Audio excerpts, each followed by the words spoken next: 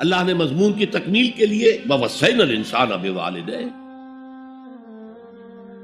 اس سے پہلے سورہ عنکبوت میں آیا ہے وَوَصَّيْنَا الْإِنسَانَ بِوَالِدَيْهِ حُسْنًا، ہم نے انسان کو وصیت کی ہے والدین کے حق میں بھلائی کی، نیک سلوک کی۔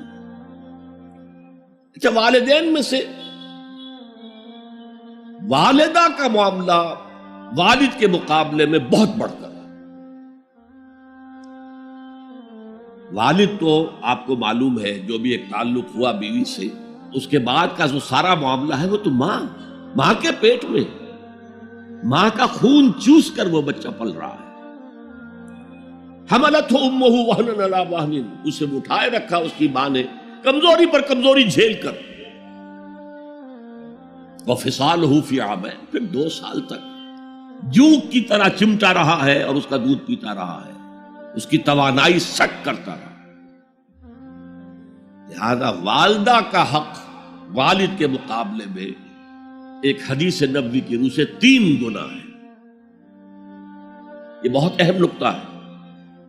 یہ ایک حدیث میں آتا ہے کہ ایک صحابی نے حضور سے پوچھا، حضور میرے حسن سلوک کا اولین مستحق کون ہے؟ فرمایا تیری ماں۔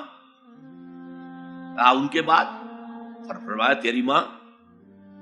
تیسری مرتبہ پوچھا ان کے بعد؟ تیری ماں۔ چوتھی مرتبہ پوچھا تو کہا تیرا باپ۔ گویا کہ والدہ کا حق، اس کی خدمت، اس کے ساتھ نرمی، کہیں اس کے دل کو ٹھیس نہ پہنچا دینا، اس لیے کہ بڑا سخت قسم کا نفسیاتی معاملہ ہوتا ہے۔ آپ کو معلوم ہے جب بچے تھے ہم تو اپنے والدین کی محبت کا مرکز تھے، ان کی ساری محبت ہم پر مرکوز تھی، ہم بھی ان کی شفقت کو مانتے تھے، محبت کرتے تھے۔ ہماری شادی ہو گئی، اولاد ہو گئی تو ہمارا ایک نیا مرکز محبت وجود میں آ گیا۔ بیوی سے محبت ہے، اولاد سے محبت ہے۔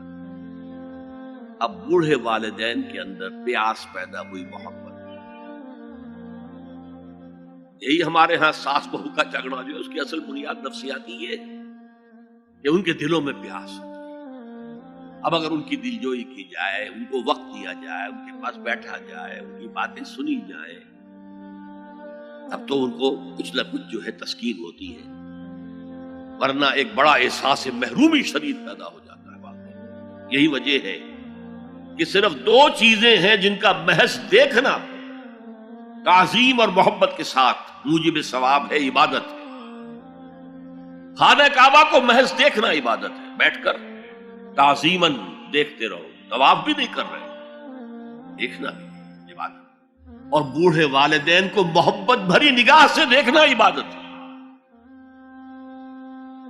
اب یہاں دیکھیے اللہ تعالیٰ کو جیسے کہ کسی جگہ پر فرمایا گیا ان اللہ لا یستحی من الحق، سورہ احزاب میں ہے کہ تمہارا طرز عمل نبی کے لیے تکلیف دہ تھا، لیکن نبی حیا کی وجہ سے تم سے کچھ کہہ نہیں سکتے۔ تو اللہ کو تو کوئی حیا جو ہے کسی حقیقت کو روک لینے پر آمادہ نہیں کر سکتی۔ تو یہاں اللہ صاف فرما رہا اشکر لی ولوالدیک، پہلا شکر میرا ہے، خالق میں ہوں، والدین کے دل میں شفقت میں نے ڈالی ہے، مقدم شکر میرا ہوگا۔ ولوالدیک، مخلوق میں سب سے زیادہ شکر والدین کے، اور یہ قرآن میں 5 جگہ آیا۔ وَقَضَىٰ رَبُّكَ أَلَّا تَعْبُدُوا إِلَّا إِيَّاهُ وَبِالْوَالِدَيْنِ إِحْسَانًا، سورہ بنی اسرائیل، سورہ بقرہ میں ہے، سورہ نساء میں ہے۔ ان اشکر لی ولوالدیک الی المصیر، لوٹنا تو میری طرف ہے، میں حساب لے لوں گا کہ تم نے میرا بھی شکر ادا کیا تھا یا نہیں، اور اپنے والدین کا بھی شکر ادا کیا تھا یا نہیں۔ اب دیکھیے 2 چیزیں آئیں، ایک شکر اللہ کا اور اس کا تقاضا شرک نہ ہو، ایک شکر والدین کا۔ اگر یہ دونوں چیزیں ٹکرا جائیں، کس قدر منطقی ربط ہے قرآن مجید کی آیات میں۔ والدین حکم دے رہے ہیں شرک کرو، کیا کریں؟ آپ کے علم میں ہوگا حضرت سعد بن ابی وقاص رضی اللہ تعالی عنہ عشرہ مبشرہ میں نوجوان تھے، ایز اے ٹین ایجر ایمان لائے ہیں حضور۔ باپ کو فوت ہوئے عرصہ ہو گیا تھا، ماں نے بڑی محبت سے، مال بہت چھوڑ گیا تھا باپ، ناز و نام میں پالا۔ اب سعد ایمان لے آئے حضور پر۔ والدہ نے کہا تم نے اپنے باپ کے دین کو چھوڑ دیا، میں جان دے دوں گی اگر تم اس سے واپس نہ آئے، اور اپنے مشرکانہ عقائد کو تم نے دوبارہ اختیار نہ کیا، مرن برت رکھ لیا۔ اب کیا بیت رہی ہوگی، کس قدر سلیم الفطرت نوجوان تھا سعد، جو نوجوانی میں حضور پر ایمان لایا۔ لیکن فطرت کے اندر جو چیز مثبت تھی، والدین کا ادب، اللہ جسے اپنی طرف منسوب کر رہا ہے وہ فطرت ہے۔ اب یہ ٹکرا رہے، کیا کریں؟ آیت نازل ہوئی، اور یہ آیت سورہ عنکبوت میں بھی ہے، جیسا کہ میں نے بیان کیا کہ نہیں، یہاں اگر وہ تمہیں مجبور کرے، جاہداکا کا لفظ بھی یہاں پہ نوٹ کیجئے، اگر تم سے جہاد کرے، یہ جہاد صرف مسلمان نہیں کرتا، جہاد تو کافر بھی کرتا ہے، مشرک بھی کرتا ہے، لیکن جہاد ہے، مجبور کر رہے ہیں، پریس کر رہے ہیں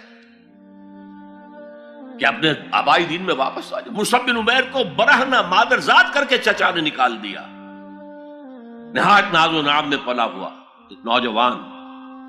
نہرو جی کے بارے میں کہا جاتا ہے ان کے کپڑے پیرس سے سل کر آتے تھے، ان کا 200 درہم کا جوڑا شام سے تیار ہو کر آتا تھا۔ باپ اتنی دولت چھوڑ گیا، اور جہاں سے مصعب گزر جاتا تھا خوشبو اتنی رچی بسی ہوتی تھی ان کے لباس میں کہ پوری گلی، پورا بازار مہک جا رہا ہے، لوگ ہاں مصعب جا رہا۔ جب ایمان لے آئے، چچا نے کہا دیکھو یہ ساری دولت تمہارے مشرک باپ کی ہے، اب نکل جاؤ گھر سے، تمہارا کوئی حق نہیں ہے۔ اٹھ کر چلنے لگے تو کہا یہ کپڑے جو تمہارے جسم پر ہیں وہ بھی اسی مشرک باپ کے، اتار دو۔ مادرزاد برہنہ ہو کر ماں کے پاس آئے، انہوں نے آنکھوں پر ہاتھ رکھے، وہ سب کیا ہوا ہے؟ کہا ماں میں موحد ہو گیا، یہ ہے توحید۔ موحد اپنے آپ کو سمجھنا کچھ اور ہے، زندہ قوت تھی زمانے میں یہ توحید کبھی، اور اب کیا ہے؟ فقط ایک مسئلہ علم کلام۔ وَإِن جَاهَدَاكَ عَلَىٰ أَن تُشْرِكَ بِي مَا لَيْسَ لَكَ بِهِ عِلْمٌ فَلَا تُطِعْهُمَا۔ اچھا یہ دو انداز آتے ہیں شرک کے بارے میں، مَا لَيْسَ لَكَ بِهِ علم، تمہارے پاس کوئی علم نہیں ہے ان ہستیوں کے بارے میں جن کے بارے میں کہا جاتا ہے کہ وہ خدا کی شریک ہے۔